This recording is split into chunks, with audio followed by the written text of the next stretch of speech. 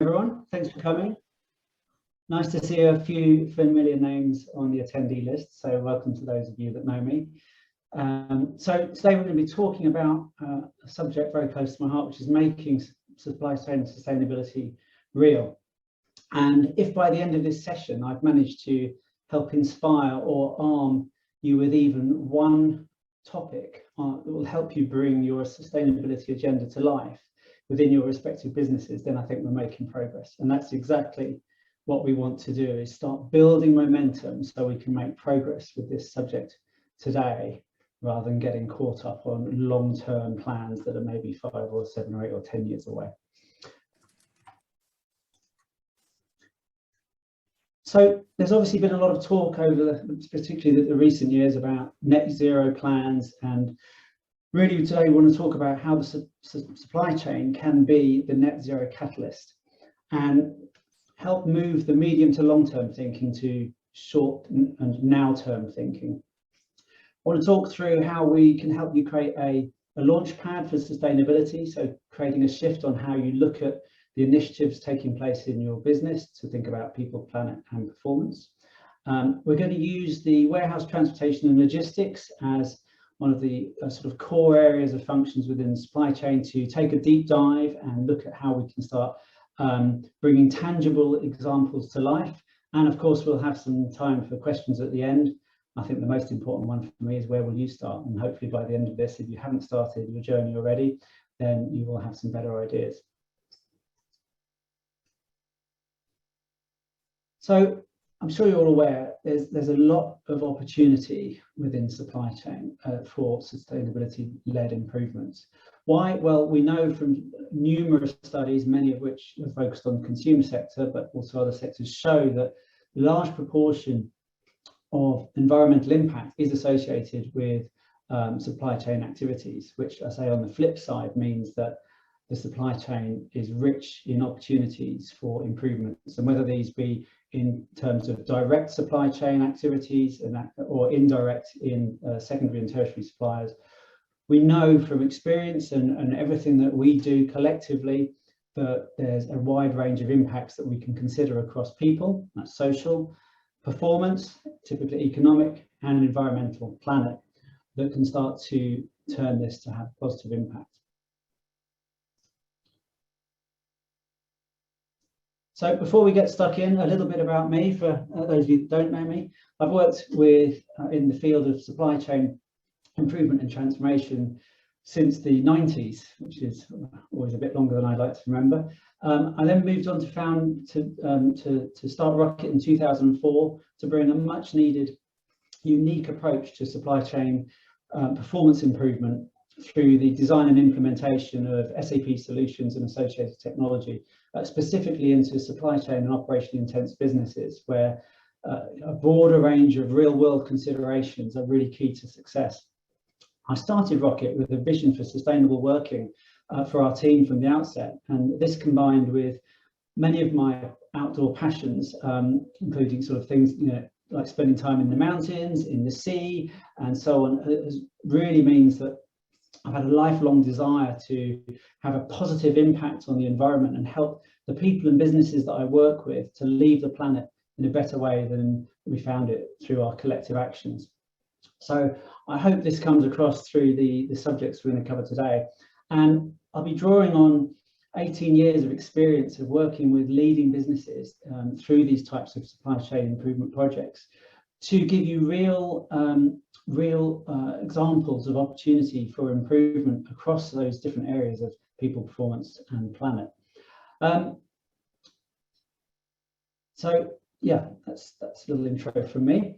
So what do we start Rocket for, and why are we talking about this today? Well, our purpose is to impactfully advance the supply chain and operations management practices of leading businesses. And within that, that improvement doesn't always mean saving money or being more efficient. What I want to show you today is how you can shift your view of what good looks like and what it means. So that's exactly where I want to start. Is in order to get supply chain onto the agenda, what we're finding with conversations is that the first thing we need to do is take a perspective shift and stop looking at the supply chain improvements that we make, whether that be small improvements to processes, whether that be strategic improvements within restructuring the supply chain, or improved ways of working, and stop just thinking from a performance perspective. Over the years, I typically see business cases based on financial return on investment only. And what I want to try and get you to think about and take away today is success comes in 3 flavors. And this is the basis of our sustainability launchpad, is to think about benefits being delivered from the traditional angle of performance, also from the positive impact on the planet or towards your sustainability or net zero goals, or in fact on the sustainable ways of working for your people. So today, as we go through each of the areas, I want you to have this in mind, and I'll be coming back to this launchpad idea, and hopefully it's something you can take away and start to make a shift on how you perceive the work that you're doing. I've got a great example of where we did this, and it's a project that's running at the moment, and it started out with a drive for traditional performance improvement. So it was all about, can we give a better experience to the end customer? So this is a B2B distribution model for a leading carrier of grocery goods. And they wanted to mobilize the proof of delivery, the final mile between their business and their customers. So it's a B2B scenario. And the project brief really started about, can we improve invoicing time? Can we reduce the delays associated with this and mobilize the process? But by applying our sustainability launchpad, we could start to see that we were having a very positive impact in the ways of working and creating sustainable working by saving low value manual and paper-based administration. And when we're looking at how we get the best out of our workforce, this is a great place we can make immediate gains. Of course, there's a financial performance. We could then say, well, we can improve cash flow and allow them to invoice 7 days sooner. And the one that they had not considered at all was the very positive impact on planet. And in this instance, we were able to save 4 million sheets of paper per annum by mobilizing a single process. And that equates to around 400 trees and 40 million litres of water per annum, not to mention all the associated atmospheric pollutants from the paper recycling, paper manufacture process. So a simple example, but what it did was completely change the perspective of this project and allowed people to start talking about sustainability within the supply chain. And talking is a great place to start building momentum. And that's exactly what we talk about when we talk about making sustainability real. We've created a very simple framework that allows businesses, and hopefully will allow you to think about how to actually get started. And getting started is typically making the subject relatable. What's relevant to you? How do you communicate that with the stakeholders within the business? And look for win-win-win opportunities around people, performance, and planet.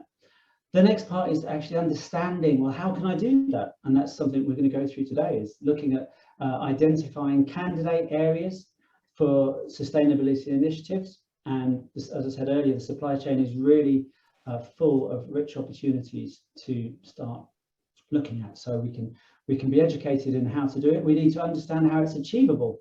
And today we'll be looking at different areas within the SAP software suite that allows us to actually address those areas and make it achievable. And importantly, like any continuous improvement program, we need to make sure that it's lasting. It's no good having a one-hit improvement. So I'm going to talk today about how we can build a continuous feedback loop into understanding how these initiatives are actually delivering benefit, whether that be to the performance of the business, to the ways of working and the improvement to our people practices, or of course to the environmental indicators that we can measure very easily now.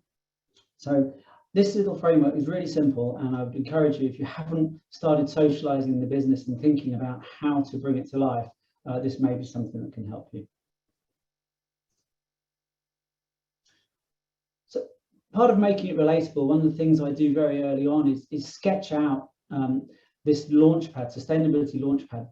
And this is an example I used with another customer recently, just taking top areas that are relevant to their particular business. So you could do this with your teams and say, well, if we think about our workforce, what are the key initiatives that we want to address that can have an impact on improvements to the workforce, but potentially have this impacts on the sustainability and the productivity of the workforce. Similarly, if you're looking within an area in the supply chain, let's take in this example, warehouse and logistics performance, what's important to you is fill rates a challenge, are measuring actual KPIs a challenge. Are you going through, or do you have opportunity to consolidate your supply chain into a fewer number of sites? And finally, what is in your net zero plan? Where are you looking to reduce vehicle mileage or remove paper, or is waste a big problem for you? And so on. So what you can very quickly build up is a sustainability launchpad to start socializing the topics that are relevant to your business, and you can then use as the initiator to drive forward the positive change.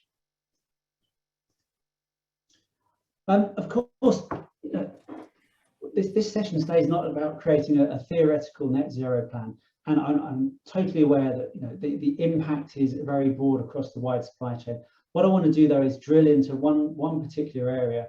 Of course, we have 45 minutes to cover this today, so rather than covering everything from how we design products that are recyclable and sustainable, how we plan to source ethically and reduce energy and waste, obviously how we go about manufacturing with less waste. I am going to focus on how we use warehouse and logistics processes that minimize footprints.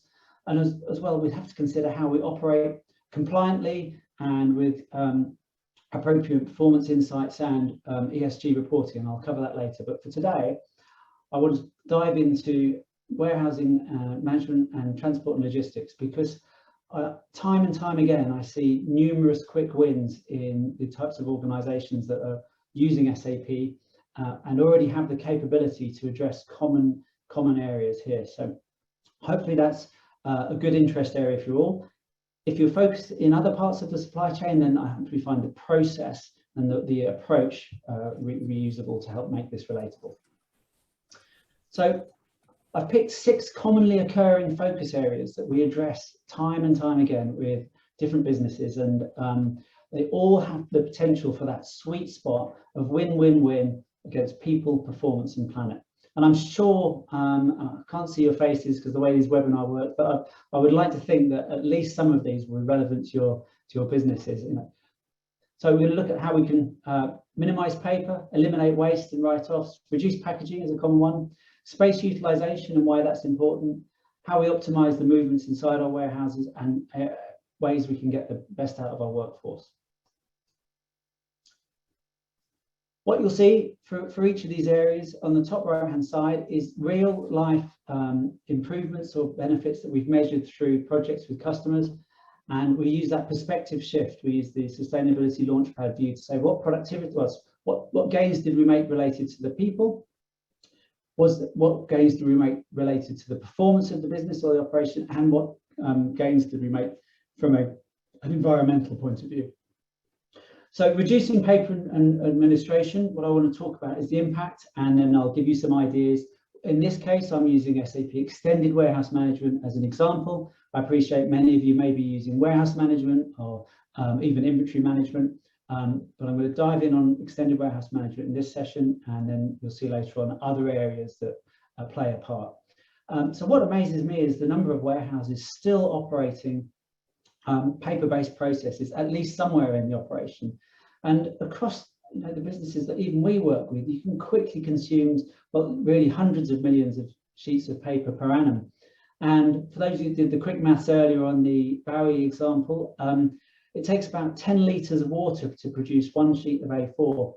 And that equates to about 1 tree for 10,000 sheets of paper. On top of that, landfill is about 26% of landfill is made from waste paper. So there's clearly some great planet gains to be made here. But on top of that, we typically see 20 to 30% efficiency gains just by mobilizing processes. And built within EWM, we've got a raft of process mobilization out the box, whether that's with barcode scanning, voice or RFID. Things like the system allocation of work, allowing the system to determine the best people to do the right work, allows us to take those paper-driven processes away. And there's a lot of opportunity for process automation, taking what might be currently a paper in an in-tray type process and moving that to an automated process on the system. And where businesses are already adopting mobile processes, we see a newer generation of mobilization to take away, to build document imaging and things like scanning and signing into the process, which couldn't be done. And so wherever you are in that process mobilization, there's nearly always an opportunity to improve. I see a lot of legacy mobile solutions that have been constrained by older technology or the SAP mobile software.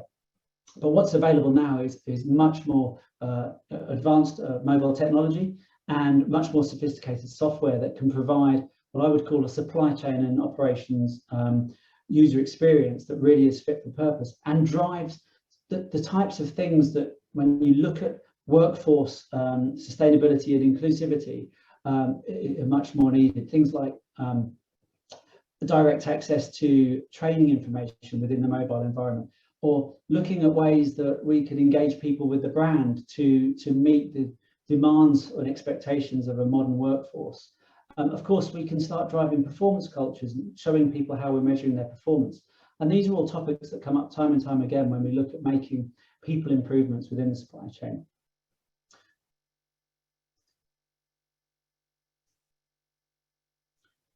Waste and inventory write-offs. Obviously, this varies a lot by industry, but it's really has a huge impact on both planet and business performance.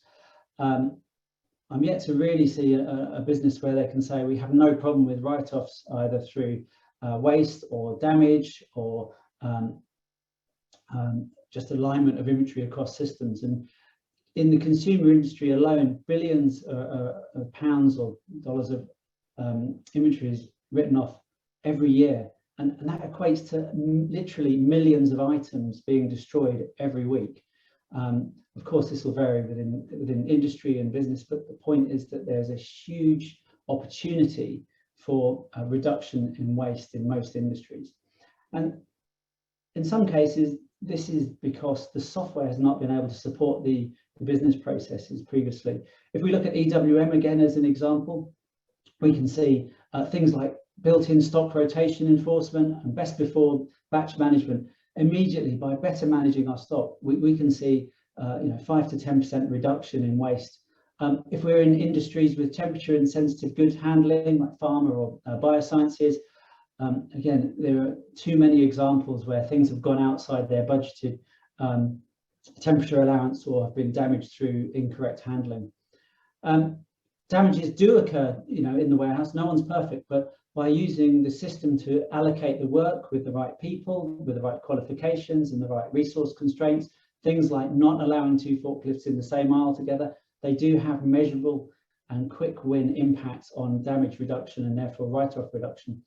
And if you're in any industry that has challenges around returns, what we've seen is many industries just saying it's too expensive to handle returns. So things like advanced returns management gives us a way to more effectively and efficiently handle goods and reduce the cost point at which we can say, no, it's worth reusing these rather than just writing them off.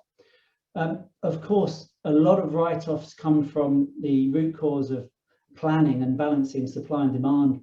And SAP Integrated Business Planning is pivotal in solving and tackling inventory surplus and waste and write-offs, but I'm not going to go into the detail on that today. But it's certainly, if it's an area where you're finding you've got too much supply, then getting that planning right at source is really important. Some real examples here. Reducing goods receiving time is a great way to reduce write-offs if you've got any kind of temperature or best before scenarios. We can see examples in FMCG of batch and traceability and therefore associated reduction in waste of up to 1,000 times. So it's really, these types of gains are achievable now within the software that's available. And we can see similar gains using warehouse management, so it doesn't have to be the latest and greatest software. Other areas, reduced packaging. I'm sure you've all got experience of poor packaging rates in terms of fill rates. And this is an area that's getting more and more complicated. We now have reducing packaging is actually a legal requirement in many countries. We have extended producer responsibilities and obligated packaging producer requirements in the UK, meaning that we now have to report and take action to reduce and minimise our packaging material. We have to report against those targets, and this is just the tip of the iceberg. We expect the EPR compliance and reporting to really escalate over the coming years. And if you look, 178 kilos of packaging waste per person in the EU in 2019, which is just astonishing. You think of the volume that equates to. So what can we do? Again, within EWM, we've got a lot of great capability to automate things like carton sizing and packaging selection, and really embrace the opportunity to improve our fill rates. We can also deal with much more complicated customer requirements around packing combinations, which before may have led to 2 items going into 2 separate packages, because the rules weren't able to support and say these combinations are allowed. We can also work in conjunction with the horizontal supply chain, with transportation management working more closely with the warehouse processes to maximise the build and fill rates of pallets, which obviously has a knock-on effect into the fill rates for vehicles. And a new product you may not have heard from, we've got responsible design and production, which is designed to help meet the obligations around packaging and plastic taxes being placed onto businesses. Space utilisation, again, if we can get more out of our existing warehouses, there's a great saving to be had in terms of overall operating expenditure, but there's also a much stronger need now. If you're in a situation, I don't know if any of you are looking at building new sites, you would have noticed over the last few years there's huge construction backlogs. The cost of new builds for warehousing is significantly increasing, and there's significant pressure on availability of land. So more than ever before, the need to get the most out of the sites we've already got is increasing. So some of the challenges that prevented that typically is trying to create flexible space where we mix different parts of the business together. Extended warehouse management allows us to have co-location of different owners of stock or different business units in the same building. So we have much more flexible use of space.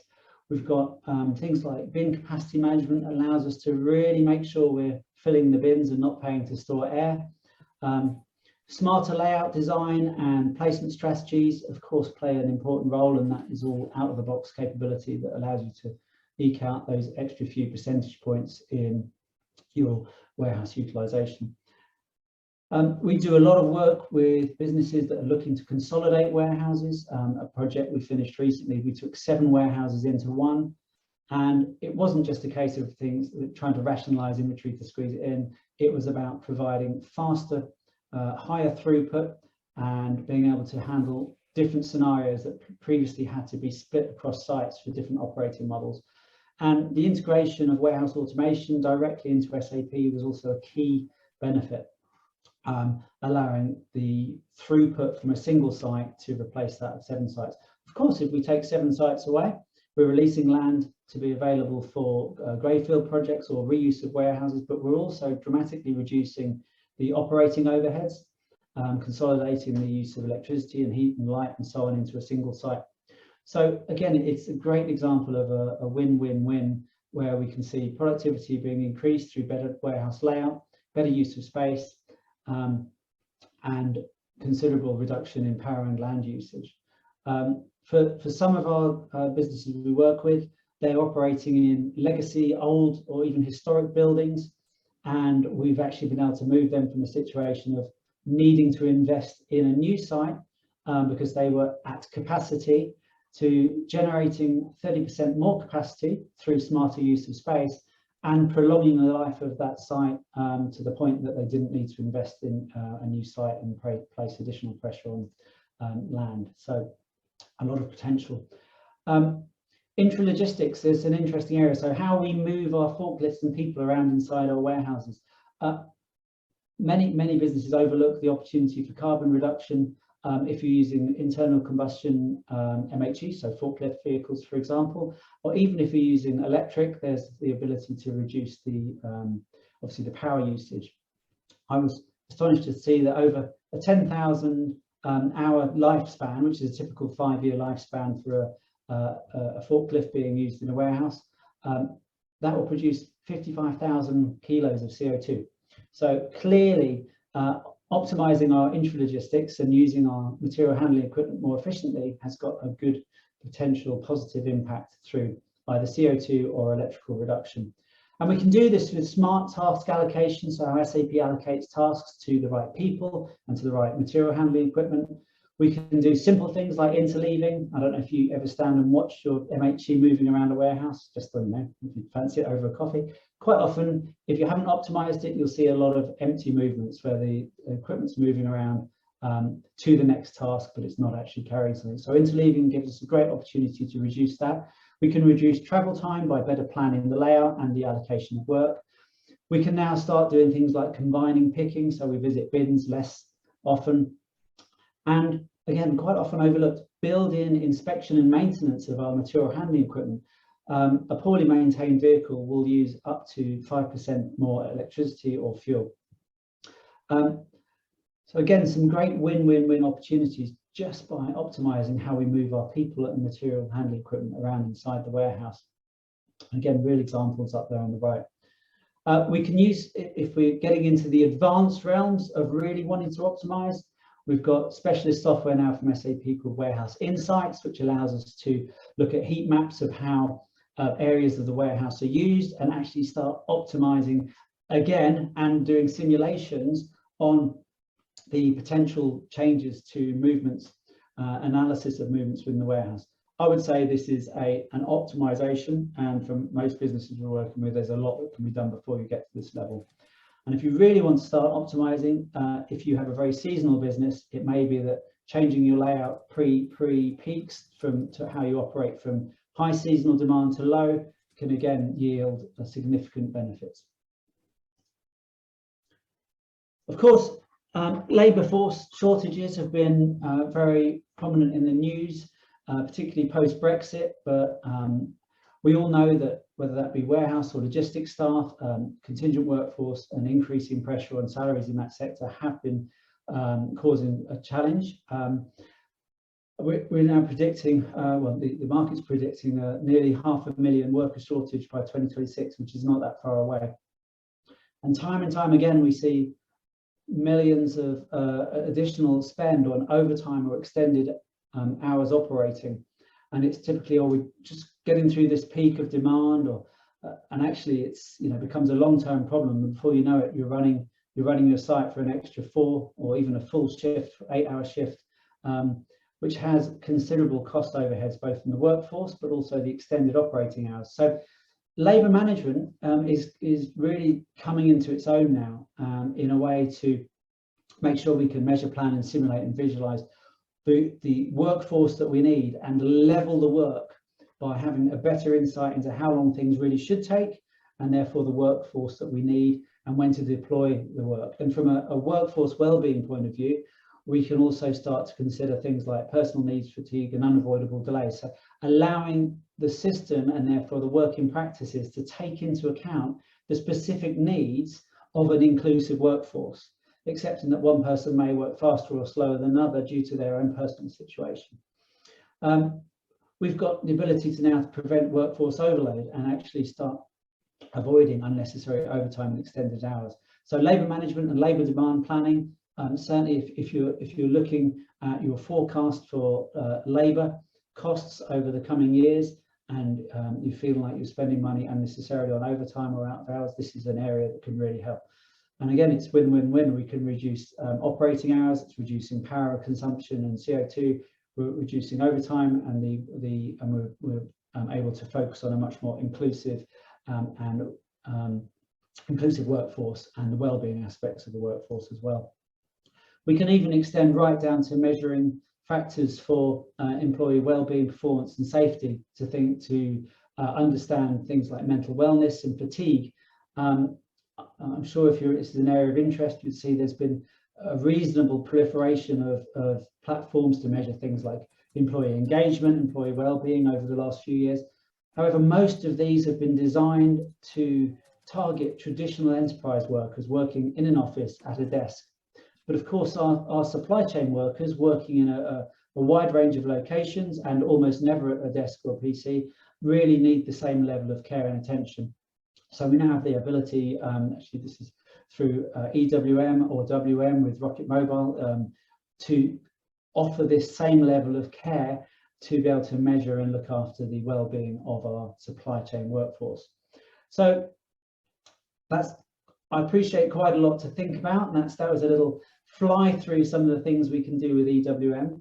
I'm obviously going at quite some pace, but I'm also aware that these will be available for you afterwards, so you can, I hope, have spotted some areas of interest and be able to go back and reflect on how you could use SAP to further your supply chain journey in your warehousing practices. Same idea. I'd also like to take a look at 4 key areas that come up time and time again to make sure that you feel a little more educated around what you can do with transportation management to address some of the transport and logistics supply chain sustainability initiatives. Again, there are similar or other different things we can do if we look at directly purely at S4 or ECC, but for this example, I've picked 4 common areas that we can see really strong, tangible gains, again, in the sweet spot of people, performance and planet. So I'll start with reducing logistics costs, which time and time again goes hand in hand with reducing environmental impact. If you're running manual transport planning at the moment, you'll know it's not only time consuming, but it typically does not provide an optimal outcome. I'm going to start with an example we completed just a few months ago where we built a TM scenario which replaced a manual plan, which used to take a day to compile with a lot of manual activity, a lot of Excel use and a lot of data. And we reduced that to 10 minutes. And the previous plan was using 130 vehicles. And we managed to reduce that to 118 vehicles and also shave off 1,400 kilometers. This is a daily plan. So you can see that the opportunity, and this is a fairly, I would say this is a well-run transport plan previously, but by systemizing it and using the capability within SAP Transportation Management, the 10% shift actually turns into a huge tangible gain. Clearly associated to that, as much as Elon Musk would like it, we're not quite there yet that all vehicles are electric. So for every mile saved, we've got a corresponding reduction in fuel and CO2 reduction. And within TM, it's exactly what it's designed to do. Automated planning, allowing us to do iterative planning combined with manual adjustment. We have a wide range of rule sets that allow us to take into account constraints within our supply chain, any constraints at our customer sites, any scheduling constraints, thinking about commercial routing, areas that we can't travel through, and obviously looking after our workforce, making sure that the drivers respect the calendar and maximum working hours and breaks. So it's a really good area of opportunity for both, performance and people and planet. Within the tools, we now have built-in ability to see visual and map planning, but furthermore, we also have the ability to build in things like commercial routing, routing based on carbon emissions for different vehicle types. We have inbuilt reporting available for identifying CO2 and the impact. We can simulate the impact of different routing strategies, not only on cost, but on financial cost, but also on CO2 emissions. And we get a lot of this information by, in this case, this example I talked about, we used Trimble, which is a global information system. So these provide additional data that the transport planning process leverages during the route planning. And within Trimble, we've already got built-in standard carbon emission information that allows us to make CO2 based planning decisions. That's also coming into the CO2 ledger, and planning will be available as standard in transportation management in coming releases. So again, there's already a lot we can do today to significantly improve our logistics costs and reduce the impact. Also, we can do things like reduction in fuel through proper vehicle roadworthiness. We can ensure our vehicles are compliant and safe. A underinflated tyre, believe it or not, will have as much as a 1 or 2% increase in the fuel consumption rate. So maintenance of vehicles is another potential quick win, particularly if you're doing that as a paper or offline system. By mobilizing that, we can reduce the paper, but also make sure that the maintenance is done more timely. Vehicle fill rates is a huge area. We typically see fill rates of only 55 to 75%. Again, it's been constrained by the capability of the software that allows that planning and the interaction with the warehouse management solution. So TM allows us to work in conjunction directly with extended warehouse management to build much more sophisticated cartonization and pallet packaging rules. Again, allowing us to take into account customer requirements that typically, without system-led automation of these cartonization rules, might have led to, well, we'll have to put them in separate cartons because we can't work out the requirements. So we can cover pallet height maximums, layering, stability, as well as vehicle constraints, different axle weights, different types of vehicles.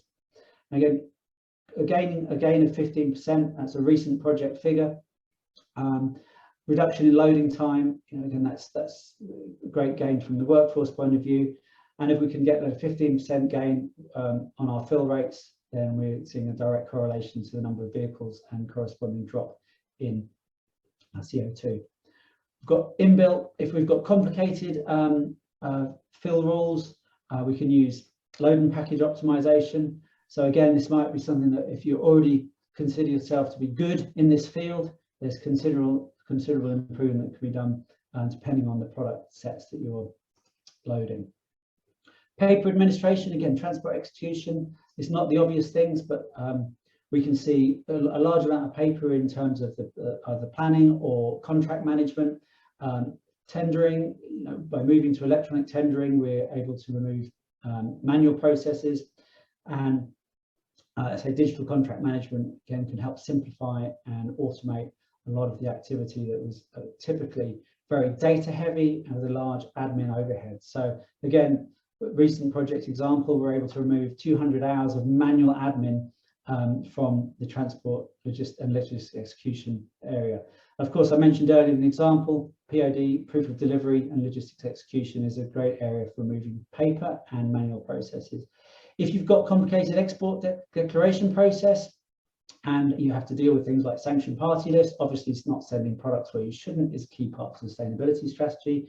Then automated export declaration can be done if you're working in conjunction with GTS, for example, Global Trade Services. I just mentioned mobilizing of proof of delivery, again, can be done pretty much out of the box now, with many, many other additional benefits to the mobile workforce. Last one in this area. So if you run your own fleet, then actually collaborating to fill your backhaul is a really good opportunity. A typical vehicle that's not running, being used for the backhaul will do around 60,000 kilometers of empty miles of empty running each year, which, as you can imagine, is a source of potential additional revenue, but also an overall, if we take a macro view, it's an opportunity for overall CO2 reduction. Again, freight collaboration has typically been challenging, but with products like Logistics Business Network and capability within transportation management, we can start to automate tendering and quote requests from suppliers and look at how we can automate utilizing that empty backhaul within our fleet. So again, it's a good area of opportunity if you feel like you have a lot of cost within there. So there's some examples. I know I've whizzed through them, but hopefully they've piqued some interest. But importantly, how do we make lasting sustainability improvements? And this is all about information. And I really encourage businesses to build in information as early as possible in their transformation journey to make sure that they can define, or you can define targets, but actually monitor progress against those targets and ultimately gain actionable insight from data that you can depend on. And again, we use the same approach, our Sustainability Launchpad. We want to make sure we can measure across people, performance and planet. So here's just to give you an idea of how we do that. So from a people point of view, I'm a great believer in operational performance indicators and reporting that can be built in at an individual or a team level. And these are typically embedded inside the application. For example, extended warehouse management has monitors for inbound, internal and outbound activities. If we roll up a level to broader performance, perhaps across a site or an end-to-end supply chain, then key performance indicators can either be embedded or centralized if we're bringing multiple processes together. And again, out of the box within transportation management, we have shipping, monitor and embedded analytics. But if we roll right up and we're starting to think about environmental, social governance and greenhouse gas reporting, then we might want to look at something like the SAP Sustainability Control Tower, or indeed any analytics platform that you've chosen to use. This I think is, again, we're at the stage where it's just the tip of the iceberg. More and more demands will be put onto the energy and carbon reporting as the streamlined energy and carbon reporting regulations are starting to be brought into play. And these, of course, include the greenhouse gas reporting. So for supply chain, this is a new set of challenges, a new set of data that we need to be able to pull together. And then, of course, start this continual feedback loop to start improving those KPIs. So without this, like any continuous improvement process, if you don't measure it, you typically stop improving it. So I've touched on a few areas there. If I take a step back with you to the broader SAP software landscape, you can see we've just touched on extended warehouse management, transportation management, a tiny bit of global trade, I shouldn't say logistics, services. Of course, there are many more things depending on our focus. And if we look at the broader supply chain, it may be that for your particular business, planning is the focus area. If you run particularly large yard operations, it may be yard. If you're running assets that are needing to be kept running effectively, and you need to measure the emissions from maybe intelligent asset network, and so on. So I'll leave this slide. Obviously, you'll have this afterwards, but there's a large network of software that can be brought together as we get more and more sophisticated and further into our sustainability journey. But I say, just use extended warehouse management and transportation management today to hopefully ignite some interest and provide a catalyst. So how do we get started? Well, this is just a simple idea. When we set about creating sustainability momentum within our organization, we decided that the more people we got involved, the better. And so if you're wondering how to start socializing, what we found really effective is to build a simple quiz for your broader teams to pull together the areas of the sustainability launchpad that we touched on at the beginning. So create your sustainability launchpad for your people or workforce, your supply chain operations and your environmental impact.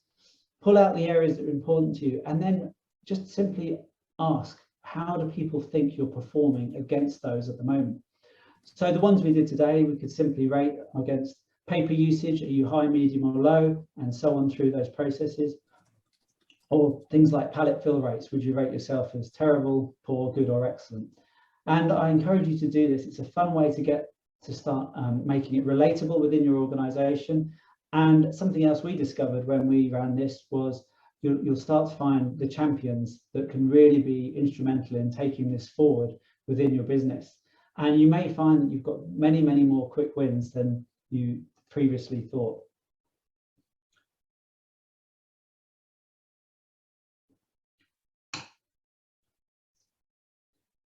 So just to draw to a close before we dive into questions, I promised I'd try and keep 10 or 15 minutes back for questions. I want to firstly thank you for taking the time to join today. I genuinely hope it's going to provide you some inspiration to catalyse and build momentum with some sustainability activities within your supply chain. As I said, it's an area I feel very passionate about, and I believe that our role collectively can really bring change in this area